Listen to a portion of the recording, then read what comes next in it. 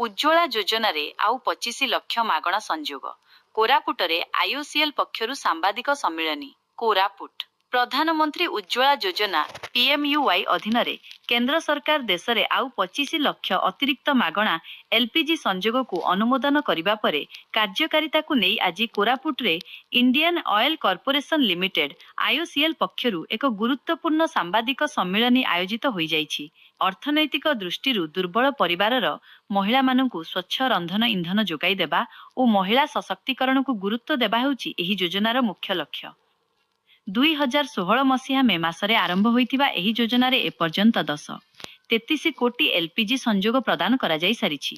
सांबादिक सम्मिलनी रे वरिष्ठ अधिकारी सूचना कोरापुट रे अनुष्ठित एही प्रेस रे इंडियन रो वरिष्ठ अधिकारी सह जिला जोगाण अधिकारी उपस्थित रही राज्य रे एही योजनार सफल रूपायन संपर्क रे आलोकपात करथिले। अधिकारी नाम पदवी श्री कमल सील, मुख्य महाप्रबंधक और राज्य मुख्य आईओसीएल ओडिशा श्री नारो टुंडुक, मुख्य महाप्रबंधक एलपीजी आईओसीएल ओडिशा श्री सर्वेश्वर नायक, जिला जोगाण अधिकारी सीएसओ कोरापुट श्रीमती सुस्मिता त्रिपाठी, महाप्रबंधक कॉर्पोरेट समन्वय और योजना आईओसीएल ओडिशा श्री संतोष कुमार, उप महाप्रबंधक संबलपुर इंडियन डिविजनल ऑफिस।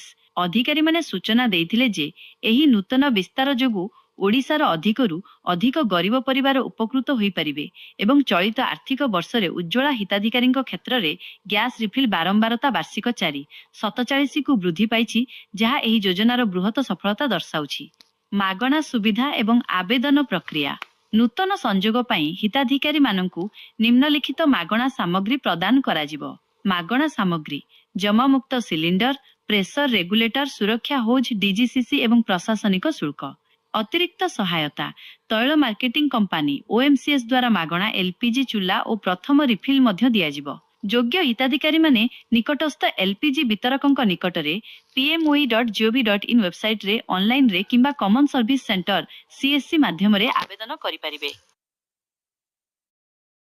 भरपूर सिमिलीगुड़ा की कोरापुट ये सुंदर धरती और पावन भूमि से, जो कि ओडिशा की द्वितीय कश्मीर कहलाता है, कंधमाल पहले कश्मीर कहलाता है, आप सबको सादर नमन करते हैं।